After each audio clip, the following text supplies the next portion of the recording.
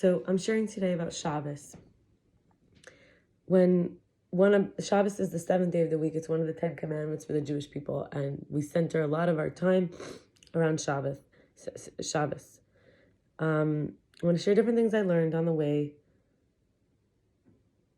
about observing, and people forget what observant really means.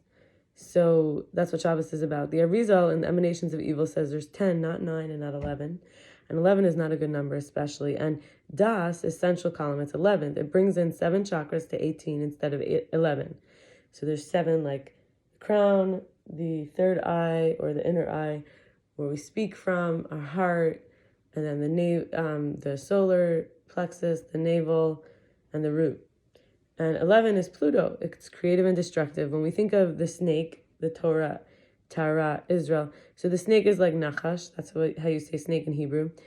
And it's the same numerical value, which we call Gematria, as Choshen, which is what the high priest would wear with the stones representing the tribes. It's like the breastplate of judgment, there was an Urim V'Tumim, which is lights and flickers, which gave information about what to do and how to live and answered questions. And then Mashiach, the Messiah, is the same. And this numerical value is 358. Mashiach could mean in different ways, depending on the vowelation or however you want to say it, anointed, and it could even mean destructive or corrupted. The 11th sphera is as powerfully negative, negating plus 7, 8, and 10. The 8 relates to Kesher above, which is like above nature. Kesher means connection. And it's as positive as negative. And positive being creative here, and negative meaning destructive. And Ketoras is related to the Kesher, which is connection.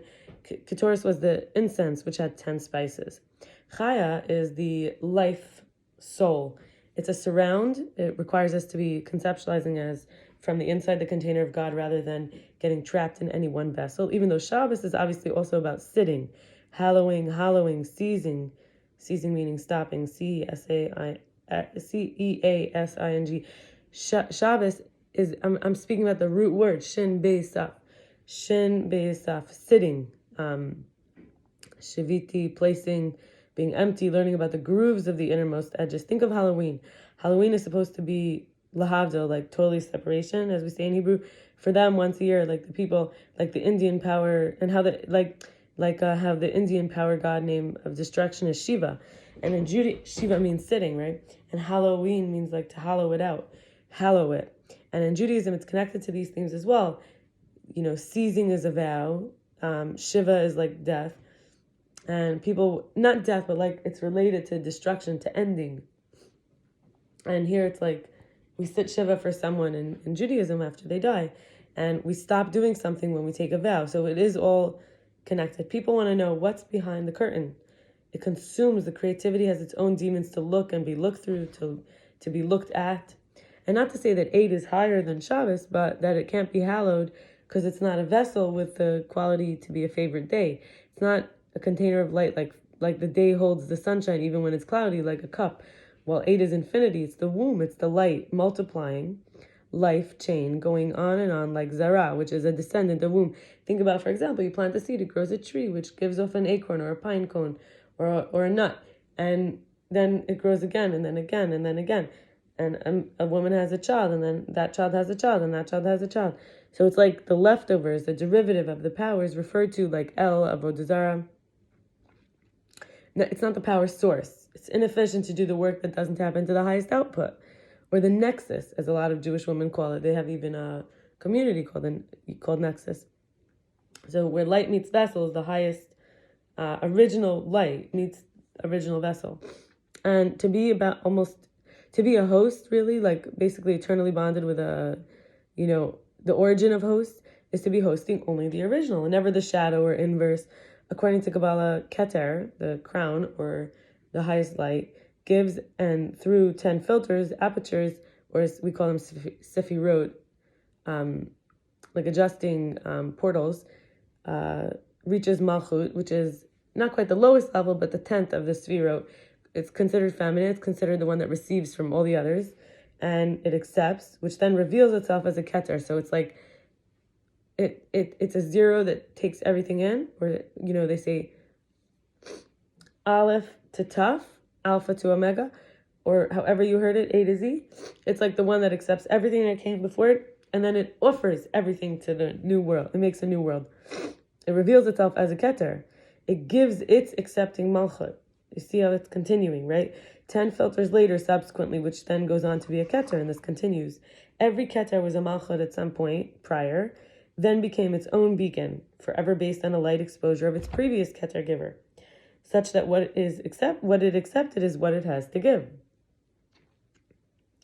The zero is like a malchus, the missing one.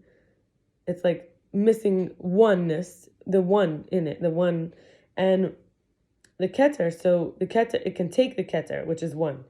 It's only like, think about a zero and a one. And biologically, this is like we would call it the intercourse, the course in, right? To receive what it could be, right? So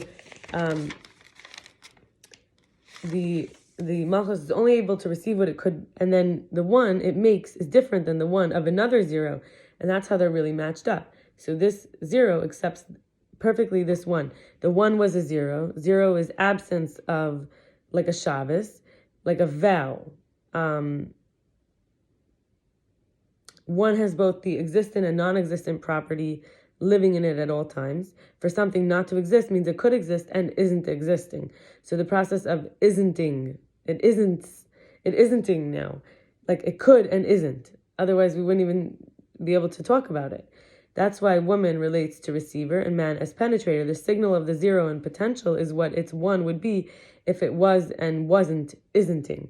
I'll read it again. The signal of zero in potential is what, so the zero is the receiver, is what its one, its penetrator, would be if it was penetrating and wasn't isn'ting. It's in the process of not being there. And we are naturally protected when women honor the inner one that will always be a match. Women be matching women to their right Keter source, their right light source. We're naturally protected when men honor their inner zero, who matches their one, that will always match men to the right malchut openings, which is their receiver. I want to make one comment. We know in the time of Mashiach, it says the woman will surround the man. In other words, the zero will surround the one. So it's almost like the one can turn into a zero. And now it's surrounding, right? So it's like in itself, in this way, form affects matter, or something like that. And I will stop here. And wish you a good one. Bye.